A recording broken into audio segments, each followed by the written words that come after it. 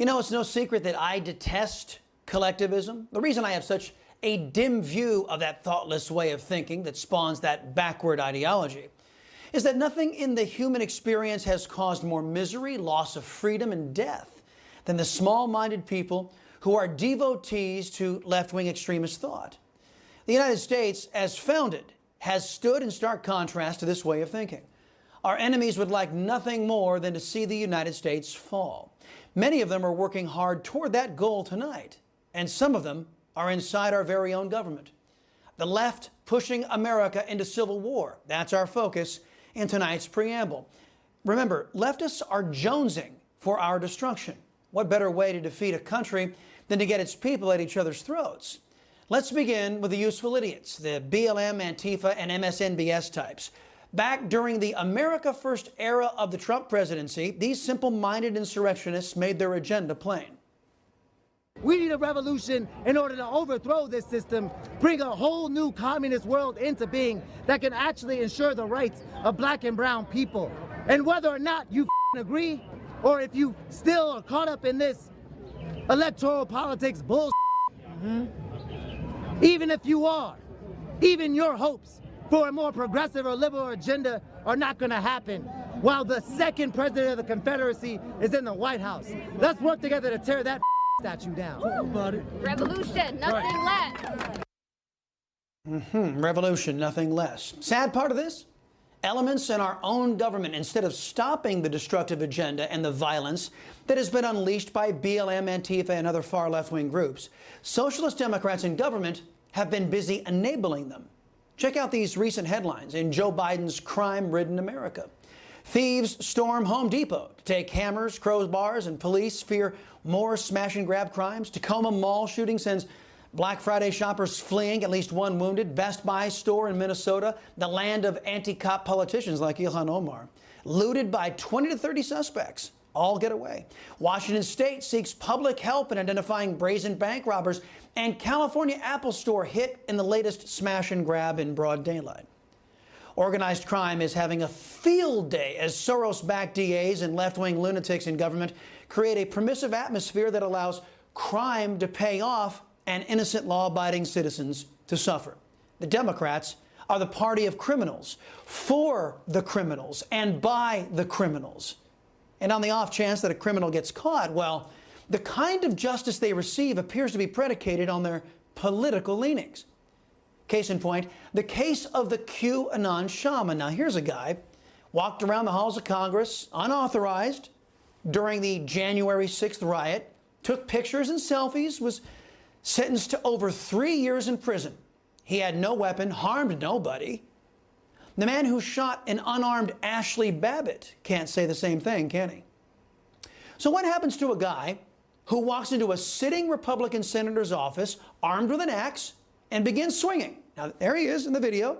That there is Thomas Starks, age 31, of Lisbon, North Dakota. He's busting up Senator John Hoeven's office. According to the Post-Millennial, this guy is an Antifa member. Remember, the QAnon shaman got over 3 years in prison for walking around the Capitol taking pictures. Now, what did this left-wing idiot, this guy armed with an axe get?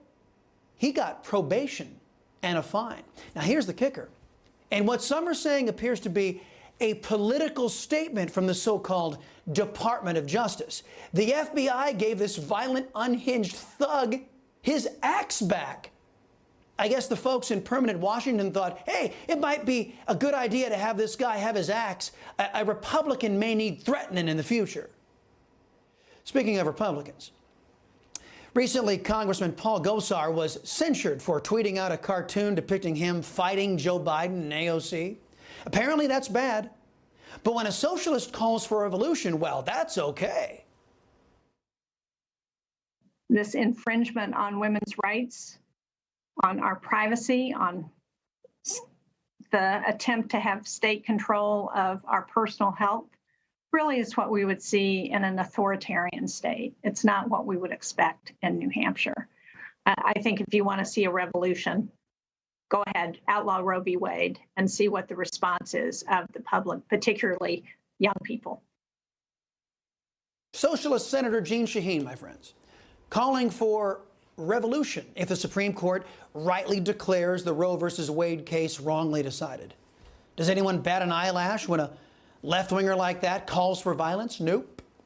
Not the press, not the Department of Injustice, certainly no socialist Democrat. These are the very same people who overlooked years of criminal and violent behavior as riots, looting, and violence broke out in our streets courtesy of the left wing in America. The leftists are pushing very hard for a civil war, my friends. Remember, they win if America falls. Along with their agents in permanent Washington, they are trying to criminalize disagreeing with them.